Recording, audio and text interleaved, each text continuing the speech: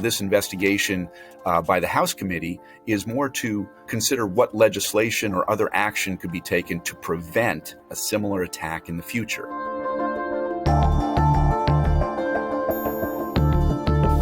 The House committee that's investigating the January 6th insurrection at the Capitol wants to get as much information as it can about what led up to the riot that day and what was happening during the day. In that vein, the committee has asked for documents from the National Archives and Records Administration about the White House, who was talking to whom, what calls were being made, who was the president himself talking to.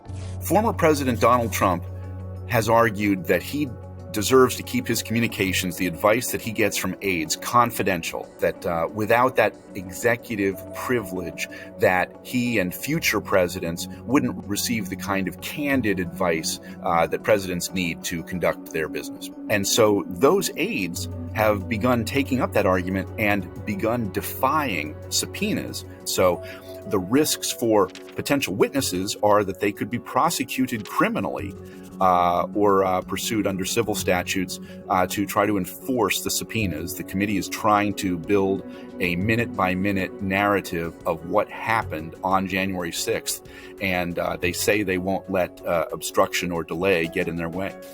This case and this investigation could set new parameters for how Congress deals with the White House. Former President Donald Trump is saying he has the authority to run the executive branch how he sees fit. The House, meanwhile, has argued that they need access to the documents and communication from the White House and from former President Trump. And so this investigation will help lay out what were the arguments, what was going on at that time, and how can Congress restore faith in presidential elections.